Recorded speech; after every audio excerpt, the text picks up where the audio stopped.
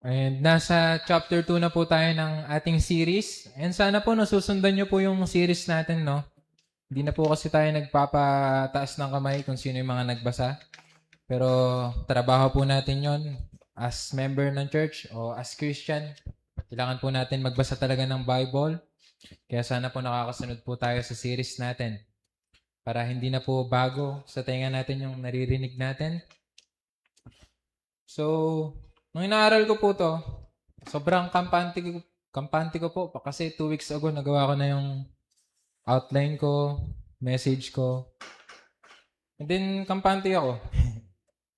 Tapos sinambol ako ni Lord. Kinabukasan ng Friday ng maga, alas 5, bungad sa akin ni Kuya, mali yung message ko, pambira. Tarantang-taranta ako. 3 days po ako hindi pumasok sa trabaho. Sorry kung naririnig niyo po ako.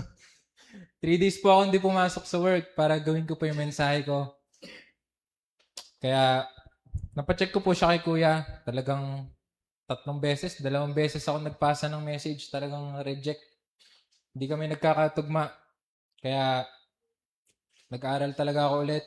And yun nga, nagets ko na yung pinupunto niya. So, ayun, kinakabahan tuloy ako ngayon. Taas ng heart rate ko, 100 plus. Kaya, ayan, ngayon lang ako kinabahan.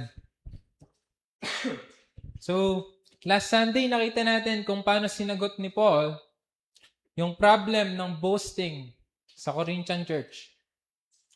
Pinaalala ni Paul sa Corinth na nung tinawag sila ng Diyos, hindi marami sa kanila yung wise based sa standard ng mundo. Hindi marami yung powerful, hindi marami yung mataas yung posisyon nila sa lipunan. Sa halip, sadyang pinili ng Diyos yung tinuturing na foolish, weak, lowly ng mundo para ipahiya yung mga tinuring na marurunong at malalakas. Bakit? Bakit yung ginawa ng Diyos?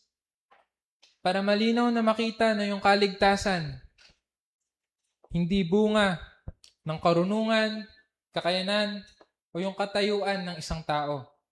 Yung kaligtasan ay biyaya ng Diyos lang. At higit pa ron, nakita rin natin na yung lahat ng meron tayo kay Christ, our wisdom, our righteousness, sanctification, redemption, hindi natin pinaghirapan. Lahat ng yan, tinanggap lang natin mula kay Christ. Kaya yung conclusion ni Paul, let the one who boast in the Lord. Pero hindi pa natapos si Paul sa argument niya.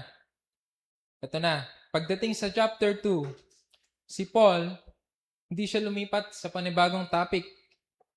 Patuloy pa rin niyang dinidil yung parehong problem, yung division, and yung boasting ng mga taga-Corinth sa tao. Pero this time, instead of giving another theological argument, binalikan ni Paul yung una niyang pagdating sa Corinth. And hindi ginawa ni Paul to para ipagtanggol yung ministry niya, ipaalala sa kanila kung gaano siya kagaling na apostol. Hindi. Ginamit ni Paul yung sarili niyang halimbawa para ipakita sa Corinth na una pa lang,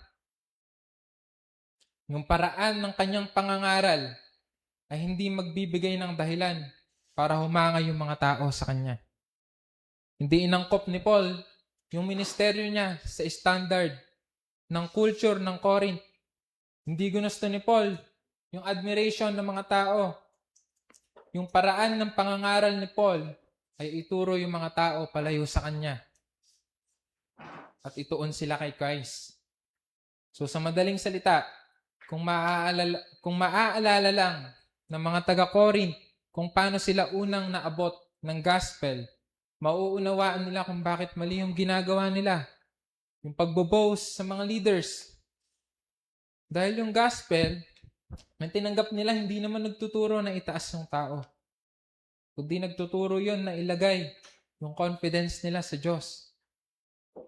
Kaya sa mga nagsusulat, ang mensahe po natin this morning, Paul points the Corinth Corinthians back to the way he preached the gospel. Paul points the Corinthians back to the way he preached. He first preached the gospel so that they would stop boasting in man and place their confidence in God.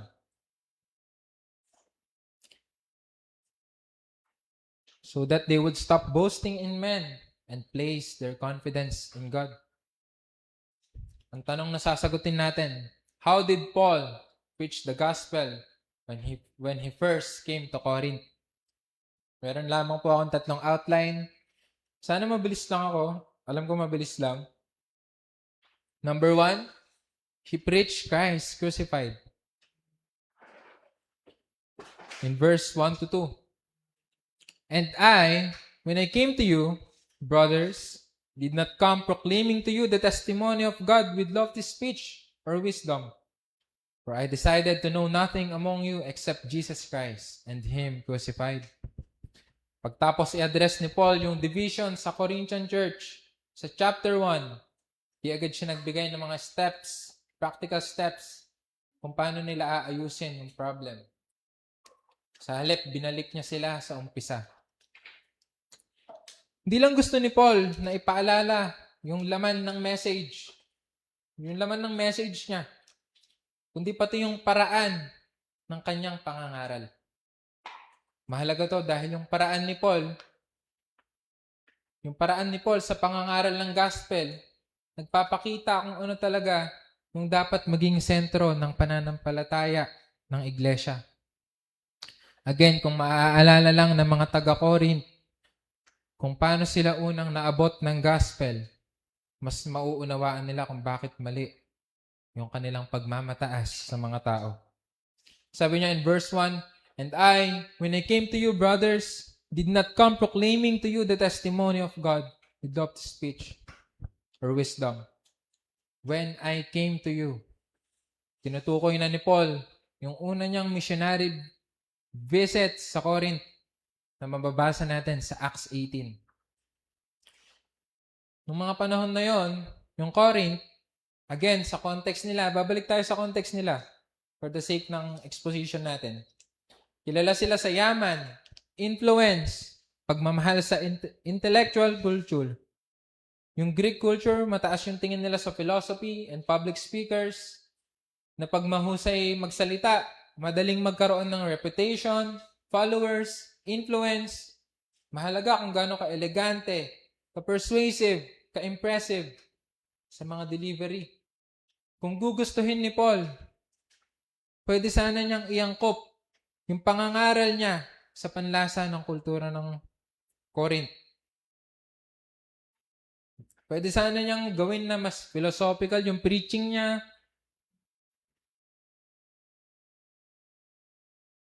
Pwede sana gamitin ni Paul yung style ng mga professional rhetoricians para mas humanga yung mga tao sa kanya. Pwede rin sanang i-present ni Paul yung gospel sa paraan na mas katanggap-tanggap sa kultura nila. Pero yung mga yon, yung hindi ginawa ni Paul.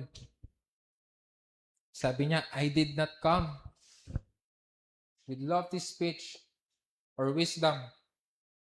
Again, hindi ibig sabihin against si Paul sa mga to. Sa education, sa malinaw na communication, hindi siya against doon. Sa totoo lang, alam natin si Paul mismo, highly educated siya. Trained siya under Gamaliel, na isa sa mga pinakarespetadong Jewish teacher nung panahon niya sa Acts 22:3. Marunong siyang makapag-reason sa scripture. Kaya niyang makapag-dialogue sa mga Greek philosophers, gaya ng ginawa niya sa Athens. Kaya hindi dahil walang kakayahan si Paul, kaya hindi siya gumamit ng lofty speech. Deliberate decision yun. Concern ni Paul, na hindi siya maging impressive sa paningin ng tao. Kundi tiyakin niya na yung pananampalataya ng mga nakikinig ay hindi sumandal sa galing niya, kundi sa Diyos at sa kapangyarihan ng gospel. Dito natin makikita kung bakit mahalaga yung argument ni Paul.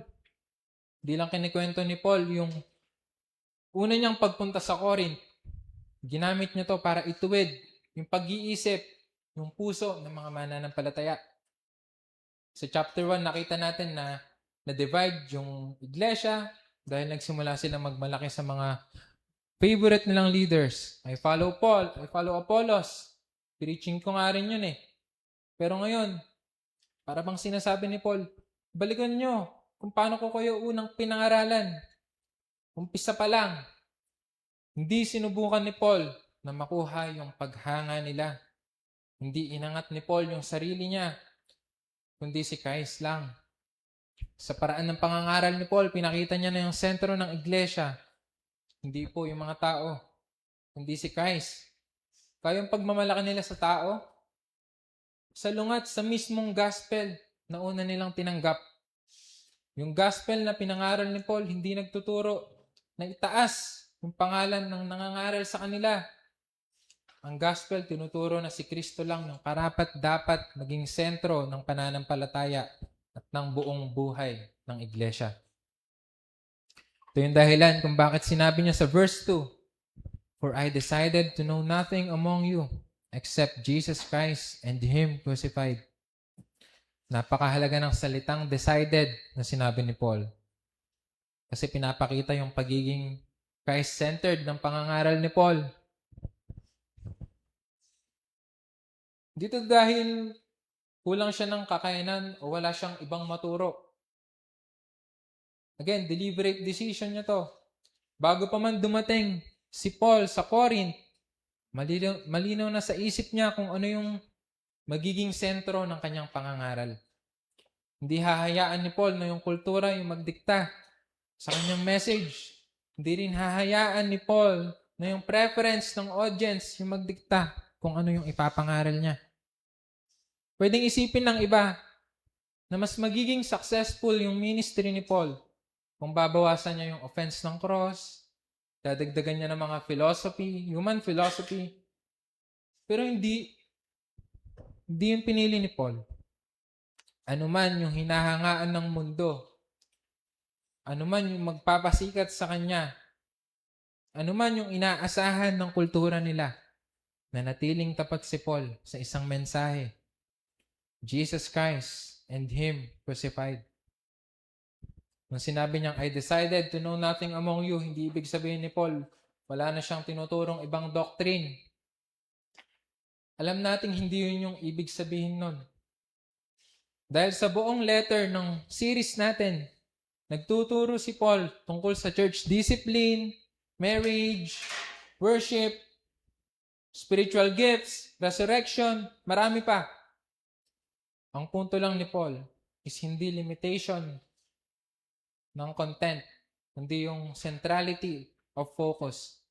Na yung lahat ng tinuturo niya, nakaugat yun lahat kay Christ.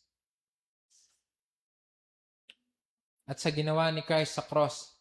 Kaya bawat utos, bawat pangako, bawat doctrine, nakakahanap lang yung mga yun ng kahulugan sa redemptive work ni Christ. Hindi secondary si Christ. Siya yung center, yung foundation, yung pinagmumulan ng lahat ng katotohanang Kristiyano. Mapapansin din natin, hindi lang sinabi ni Paul na Jesus Christ. May kadugtong pa. And Him crucified, sabi niya. Kasi hindi sapat kay Paul na ipakilala niya lang kung sino si Jesus. Si Jesus na magaling na teacher. Pwede naman, pero ang sentro ng pinapangaral niya kasi yung ginawa ni Christ sa cross para sa mga makasalanan. Kasi dun ginawa yung pagliligtas ng Diyos. Dun binayaran yung kabayaran ng kasalanan. Dun pinakita yung pag-ibig at yung katuwiran ng Diyos. Kaya para kay Paul, hindi pwedeng paghiwalayin si Christ and yung cross. Yun mismo yung mensaheng unang pinangaral ni Paul sa Corinth. Hindi niya sila inakay sa sarili niyang karunungan o kakayahan. Hindi niya tinipon yung church ng Corinth sa personality niya. dinala niya sila kay Christ. Kaya kung ngayon nagsimula silang magmalaki sa mga tao, maglagay ng mga ilagay nila yung confidence nila sa mga leaders. Binabalik sila ni Paul sa gospel na una nilang tinanggap. Dahil yung gospel, laging magtuturo sa atin na ilayo yung tingin natin sa tao, kundi kay Christ lang. Kaya ang point, ang sagot ni Paul sa Corinth, na nalilihis na, is hindi naman bagong message, kundi yung parehong gospel. Kaya church, huwag tayong magsawa na paulit-ulit natin na marinig si Christ. Yung gospel kasi ito yung mensaheng patuloy na ginagamit ng Diyos para ituwid, para patatagin, para palaguin po yung kanyang iglesia.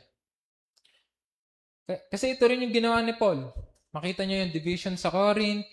Hindi naman siya agad nagbigay ng mga practical na solution. Instead, he reminded them of the same gospel that they first heard. Dahil alam niya na yung problema nila, hindi naman yung kakulangan sa mga nalalaman nila. Yung kakulangan nila, yung mabalik sa foundation, yung gospel, yung faith nila. Ganito rin tayo, church. Niisip natin na para lang lumago tayo spiritually, kailangan lagi tayong may marinig na bago. Bagong topic, bagong doktrina, kahit ano pa, ang init-init natin sa mga ganyan. Pero makikita natin dito na yung spiritual maturity is about being continually shaped by the gospel. Every time we hear about Christ, God is reminding us of who He is, who we are apart from His grace, and what Christ has accomplished for us. Kaya huwag tayo magtaka kung bakit paulit-ulit nating naririnig yung gospel dito sa pulpito. Kasi it shows that the gospel remains the foundation of everything we believe and everything we do as a church. Habang lumalago tayo sa ating Christian life, di tayo lumalayo kay Christ. Mas lalo pa nating makikita yung lalim, yung ganda, yung kapangyarihan ng kanyang ginawa para sa atin. And for my outline too, he preached in humble dependence on God's power. He preached in humble dependence on God's power. In verses 3 to 4, and I was with you in weakness and in fear, and much trembling, and my speech and my message were not in plausible words of wisdom, but in demonstration of the Spirit and of power. So pagkatapos sabihin ni Paul kung ano yung sentro ng pangangaral niya, dinedescribe naman ngayon ni Paul yung kalagayan niya nung pinapangaral niya yung gospel sa Corinth. Sabi niya, I was with you in weakness and in fear and much trembling. Kung titignan natin, parang nakakagulat yung paglalarawan ni Paul sa sarili niya. Kasi kung tayo yung magsusulat sa isang successful na ministry or church plant, baka sabihin natin kung gaano karami yung naligtas, gaano karami yung naligtas, gaano kalaki yung naging epekto sa ministry. Well, anyway, si Paul, yung una niyang binanggit, yung kanyang weakness, fear, and trembling. Ano ibig sabihin nito? Hindi ibig sabihin na nawalan si Paul ng confidence sa gospel or nagduda siya sa kapangyarihan ng Diyos. Hindi yun yung ibig sabihin nun. Sa buong aklat ng Acts, paulit-ulit natin na makikita yung katapangan ni Paul sa pangangaral. Kahit harap-harapan siyang inuusig. Kaya hindi to fear na bunga ng unbelief. Mas pinapakita yung malalim na pagpapakumbaba ni Paul at yung kanyang pagkilala na yung gawain na pinagkatiwala sa kanya ng Diyos ay hindi niya kayang gawin sa sarili niyang lakas.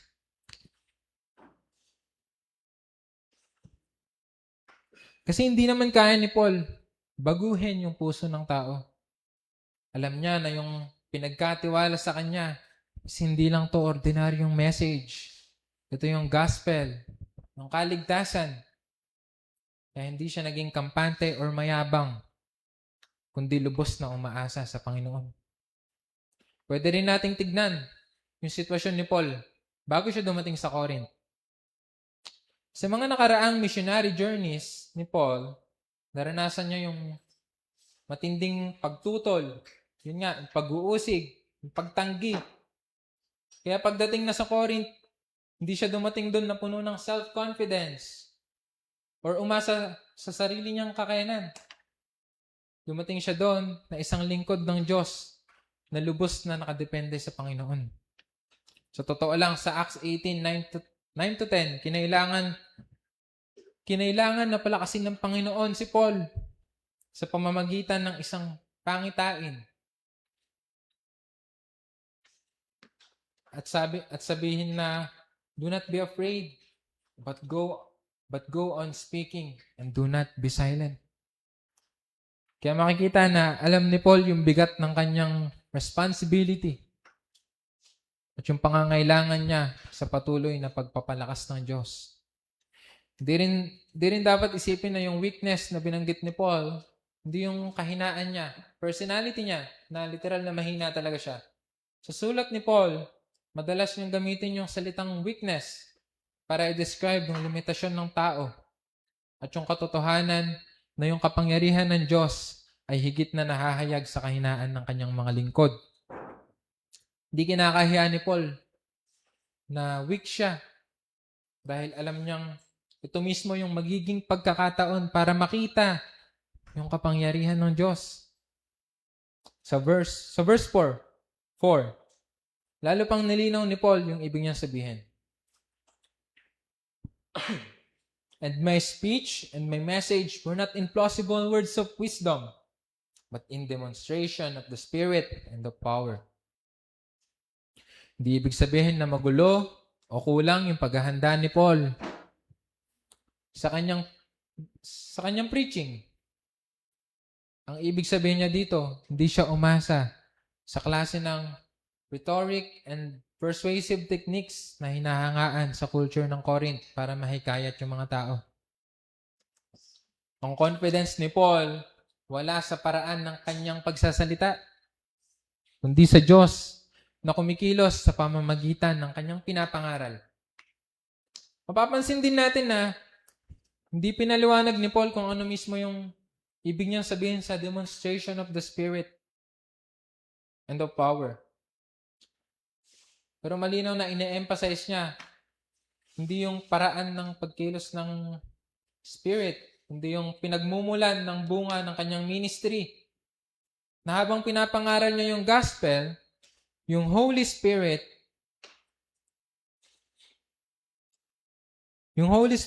yung siyang kumikilos para buksan yung isip ng mga nakikinig na ikumbinsi sila tungkol sa katotohanan na pinapangaral ni Paul, na dalhin sila sa tunay na pananampalataya.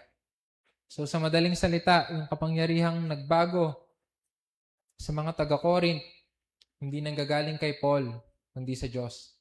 Kaya hindi rin natin dapat isipin na minamaliit ni Paul yung kahalagahan ng pag-aaral, paghahanda, malinaw na pagpapaliwanag sa Scripture. Si Paul mismo, mahusay siya na guro at maingat na tagapaliwanag ng salita ng Diyos. Pero alam ni Paul na gaano man kahusay yung nangangaral, wala pa rin siyang kakayahan na baguhin yung puso ng tao. Yung bagong buhay, hindi bunga ng galing ng nangangaral, kundi ng kapangyarihan ng banal na spirito na kumikilos sa pamamagitan ng tapat na pangangaral po ng salita, ng gospel. Kaya sa madaling salita, yung kahinaan ni Paul, hindi naging hadlang sa pagbiministeryo niya. ito pa yung naging pagkakataon para mas luminaw na yung Diyos, yung tunay na kumikilos. Hindi dumating si Paul sa Corinth na nagtitiwala sa kakayanan niya, kundi dumating siya doon bilang lingkod na lubos na umaasa sa Panginoon. Mahalagang makita natin to dahil sa susunod na verse, pinaliwanag ni Paul kung bakit ganun yung paraan ng kanyang pangangaral. May purpose, yung kanyang dependence. May purpose, yung demonstration, the Spirit and the power. Kaya point, ano yung ibig sabihin ngayon nito para sa atin? Pinapakita ni Paul na ang Diyos hindi naghahanap ng mga lingkod na impressive sa paningin ng tao. Ang hinahanap niya yung mga lingkod na alam yung limitasyon nila at handang umasa sa Kanya. Sa mundo natin ngayon, madalas nating isipin na yung effectiveness nakadepende sa talent natin, confidence natin, yung charisma natin. Pero pinapakita ni Paul na iba yung paraan ng Diyos. Madalas yung mismong kahinaan ng kanyang mga lingkod yung nagiging pagkakataon para mas malinaw na makita na yung Diyos yung tunay na kumikilos sa kanila. Hindi ibig sabihin na hindi na tayo maghahanda o hindi na natin pagbubutihin yung paglilingkod natin. Ang punto, hindi natin nilalagay yung confidence natin sa kung anong kaya natin gawin. Whether tayo'y nagtuturo, nangangaral, may dinedisciple tayo, or naglilid tayo, naglilingkod sa anumang ministry natin dito sa iglesia, ang bunga hindi nanggagaling sa atin. Nanggagaling to sa Diyos. Kaya imbis na matakot tayo sa kahinaan natin, o umasa tayo sa sarili nating lakas, matuto tayong maglingkod with humble dependence on God's power, knowing that He is able to accomplish His purposes through ordinary and weak people. And for my last outline, in verse 5, he sought faith that rested on God's power. Pagtapos ipaliwanag ni Paul yung message niya, yung paraan ng pangangaral niya, sinabi niya ngayon yung dahilan kung bakit ganon yung kanyang approach. Sabi niya in verse 5, so that your faith might not rest in the wisdom of man, but in the power of God. Yung verse na to, yung magsisilbing climax ng buong argument ni Paul mula sa verse 1. Lahat ng sinabi niya tungkol sa pangangaral niya, humahantong yon sa iisang layunin. Kaya napakahalaga ng praise so that, kasi pinapakita dito yung purpose ni Paul. Hindi niya lang basta kinuwento yung first visit niya sa Corinth. Hindi rin niya basta dinescribe yung ministry niya para gawing halimbawa lang yung sarili niya. Ginawa niya to para ipakita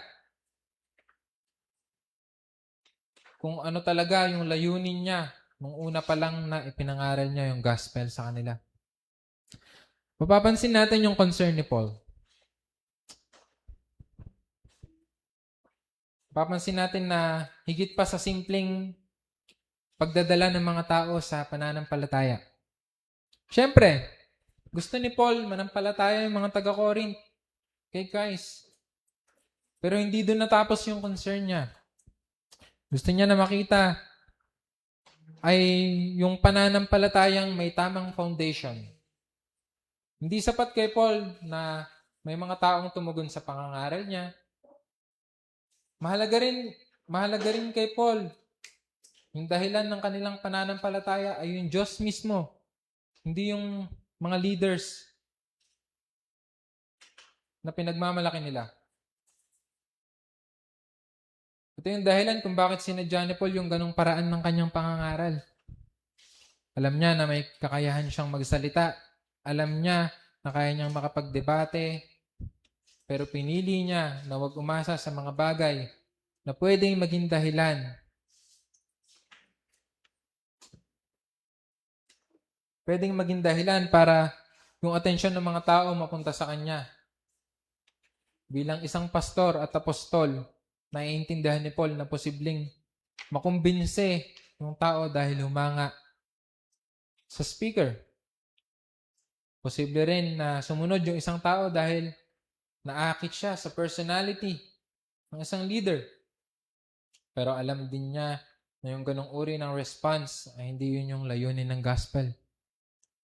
So, sa madaling salita, ayaw ni Paul na magkaroon ng mga tao na yung confidence nakasandal sa kanya. Ayaw niya na pag iniisip ng mga taga-Corinth kung bakit sila naniniwala, yung unang papasok sa isip nila, yung galing ni Paul na mag-preach. Gusto niya, pag binalikan nila yung simula ng kanilang Christian life, maalala nila yung kapangyarihan ng Diyos na kumikilos sa pamamagitan ng gospel. Kaya mula pa sa umpisa, tinuro na ni Paul yung kanilang atensyon palayo sa sarili niya at dinala sila patungo sa Diyos. Ito rin yung dahilan kung bakit mahalagang basahin yung verse 5 kasabay ng problem ng Corinthian church. Sa chapter 1, nakita nating nagsimula silang magmalaki sa iba't ibang leaders. Pero kung babalikan nila kung paano sila unang naabot ng gospel, makikita nilang hindi yun yung layunin ni Paul. Hindi niya tinayo yung iglesia para magkaroon ng followers. Hindi niya pinangaral si Christ para gumawa ng isang grupo ng mga taong nagmamalaki sa pangalan niya. Sa halip, yung buong layunin ng kanyang ministry ay dalhin sila sa isang pananampalatayang nakasandal sa Diyos lang. Papansin din natin na napaka-personal ang sinabi ni Paul. So that your faith. Ang concern niya, yung mismong kalagayan ng mga taga-Corinth, bilang kanilang pastor, hindi lang gusto ni Paul yung simula ng kanilang Christian life. Interesado rin si Paul sa katatagan ng pananampalataya nila. Alam niya na yung faith na nakaugat sa tao, madaling maapektuhan pag nagbago yung tao. Pero yung faith na nakaugat sa Diyos, may matibay na pundasyon. Dahil Diyos lang yung nananatiling tapat at hindi nagbabago. Makikita rin natin dito yung consistency ng ministry ni Paul. Yung goal niya, hindi nagbago. Nung una siyang dumating sa Corinth, ganun na yung kanyang purpose. At ngayong sumusulat siya sa kanila para ituwid yung kanilang mga problema, ganun rin yung kanyang purpose. Hindi niya binago yung kanyang strategy dahil lang may division sa iglesia. Sa halip, binabalik niya sila sa foundation na nilatag niya nung una pa lang. Parang sinasabi niya, kung naaalala niyo kung paano ko kayo unang pinangaral, maunawaan niyo kung bakit mali yung pagmamataas niya sa tao. Parang sinasabi ni Paul na ganun. Sa totoo lang, sa verse 5, yung nagbibigay ng pagkakaisa ng buong section na to. Sa verse 2, nakita natin na yung center ng pangangaral ni Paul, si Christ and Him crucified. Sa 3-4, nakita naman natin yung manner ng pangangaral niya. May pagpapakumbaba, pagdepende sa Diyos. Ngayon, sa verse 5, nakita natin yung goal ng pangangaral ni Paul. Pananampalatayang nakasalalay sa kapangyarihan ng Diyos. Yung tatlo na to, hindi pwedeng paghiwalayin. Yung message, yung paraan ng pangangaral, yung purpose, lahat connected. Lahat nakatuon sa iisang bagay na ang Diyos yung dapat maging sentro ng pagtitiwala ng kanyang mga tao. Kaya nung paaalalahanan ni Paul, yung mga taga-Corinth, tungkol sa unang pagdating niya sa kanila, hindi niya hinihinging alalahanin nila si Paul o yung kakayahan niya. Ang gusto niyang maalala nila yung ginawa ng Diyos sa pamamagitan ng gospel.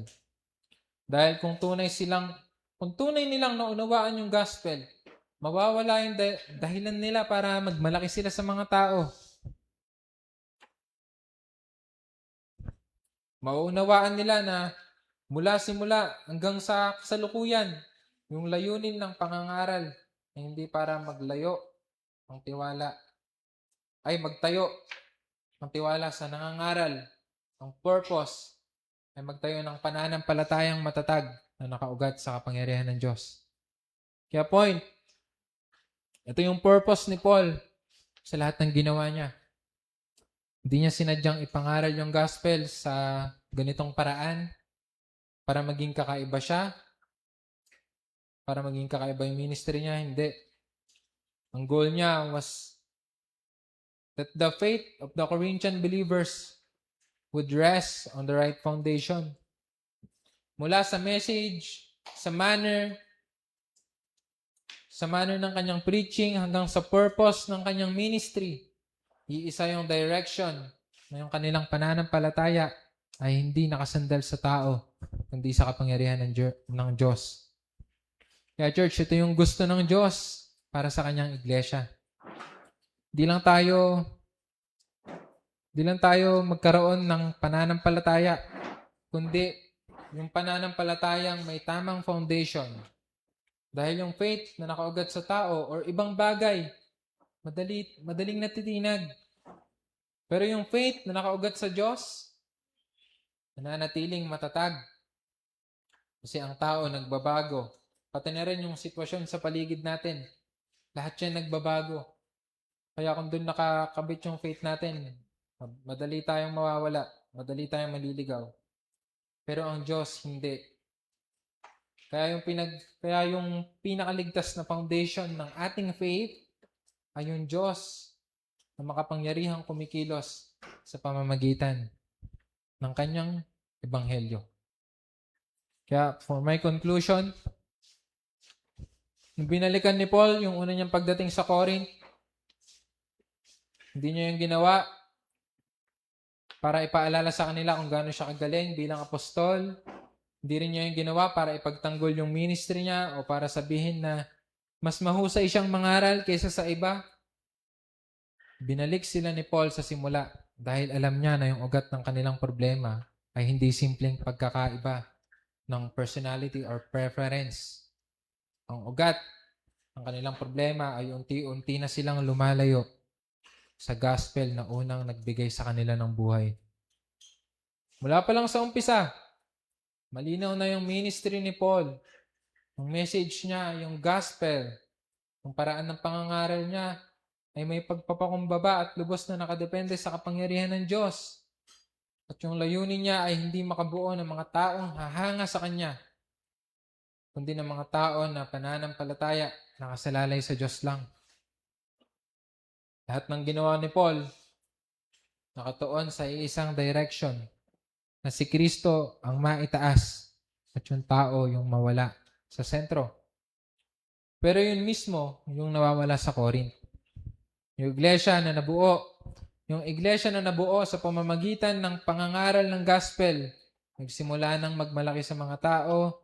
Yung iglesia na tinuruan na umasa sa kapangyarihan ng Diyos, nagsimula ng humanga sa karunungan ng tao. Yung iglesia na tinayo sa mensahe ng gospel, nagsimula ng mahati dahil sa pagmamataas at pagtingin nila sa iba't ibang leaders. Imbis na yung identity nila nakaugat kay Christ, nagsimula silang maghanap ng pagkakakilanlan nila sa mga taong sinusundan nila. Kaya church, hindi lang nito pinapaalala sa atin kung paano nagsisimula yung church sa Corinth. Pinapaalala rin sa atin kung paano gumagawa ang Diyos sa bawat henerasyon ng kanyang mga tao. Hanggang ngayon, di nagbabago yung paraan ng Diyos sa pagtatayo ng kanyang church. Hindi niya binabago yung puso ng tao sa pamamagitan ng galing, ng nagsishare, o sa karunungan ng tao. Ginagawa ito ng Diyos sa pamamagitan ng tapat na pangangaral ng Ebanghelyo at ng makapangyarihang pagkilos ng banal na Espiritu. Kaya, yung confidence natin bilang church, hindi dapat nasa anumang ginagawa natin sa church, o yung kakayahan natin. Ang confidence natin nananatili sa Diyos na patuloy na kumikilos sa pamamagitan ng gospel. Kaya church, hindi sapat na minsan nating narinig yung gospel. Hindi sapat na matagal na tayong nasa church, matagal na tayong mga Kristiyano. Hindi tayo kailanman magiging advanced beyond the gospel. Habang lumalago tayo sa pananampalataya, hindi tayo lalayo kay Christ. Mas lalo tayong lalapit sa Kanya. Hindi natin iniiwan yung gospel para sa mas mataas pa na katotohanan.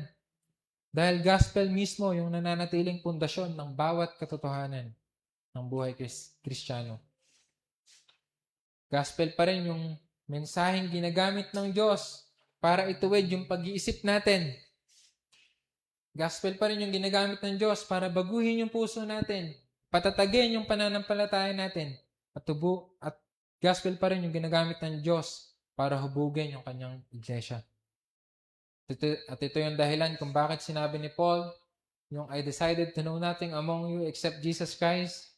Dahil sa cross, doon natin malinaw na nakita na wala tayong maipagmamalaki sa harap ng Diyos. Hindi tayo naligtas dahil matalino tayo. Hindi tayo tinanggap ng Diyos dahil mabuti tayo kaysa sa iba. Hindi tayo naging mga anak ng Diyos dahil karapat-dapat tayo. Ang totoo, lahat tayo makasalanan, nahiwalay sa Diyos, walang kakayahang iligtas ng ating mga sarili. Wala tayong maiaalay na katuwiran na sapat para tanggapin tayo ng Diyos. Pero sa kanyang biyaya, sinugo ng Ama yung kanyang anak, si Christ. Si Christ, wala siyang kasalanan. Namuhay siya ng buhay na hindi natin kayang ipamuhay. Inako niya sa cross yung parusa na nararapat sa atin. Siya yung nagbayad ng kabuuang kabayaran ng ating kasalanan para yung lahat ng magsisisi at sasampalataya sa Kanya mapatawad. Mapatawad, maipahayag na matuwid sa harap ng Diyos, magkaroon ng buhay na walang hanggan. At nung si Kristo nabuhay, pinakita ng Diyos na sapat yung kanyang sakripisyo at ganap yung kanyang tagumpay laban sa kasalanan at kamatayan. Kaya kung yung kaligtasan natin ay biyaya ng Diyos, wala tayong dahilan na magmalaki sa sarili natin or sa ibang tao. Wala tayong dahilan para ilagay yung confidence natin sa kahit sino na leaders dito sa church, kahit kay pastor. Lagi na nating sinabi yan. Gaano man kagaling yung mga tumatayo dito sa harap. Wala tayong dahilan para ilagay yung confidence natin doon. Ang tanging matibay na foundation lang ng ating pananampalataya ay ang Diyos na makapangyarihang kumikilos sa pamamagitan ng kanyang anak, ng kanyang gospel. Kaya church, our faith is truly resting on the power of God. Then let us continue to remain rooted in the same gospel that first gave us life. Hindi tayo kailanman magiging advanced beyond the gospel. Dahil yung parehong gospel na nagligtas sa atin is the same gospel that God continues to use to strengthen our faith, shape our lives, and build His church. Kaya hanggang ngayon, God is still accomplishing His purpose. Not through the wisdom, strength, or ability of men, but through the faithful proclamation of Christ and Him crucified. Kaya habang nagpapatuloy tayo bilang church, manatili tayong nakatingin kay Christ. Let us keep depending on God's power rather than our own. At sa lahat ng ginagawa natin bilang church, may Christ always remain the center of our preaching, the foundation of our faith, and the reason for all our boasting. Dahil kung yung gospel yung nagbibigay sa atin ng buhay, then the gospel must continue to be the foundation of our faith until the very end. Let's pray.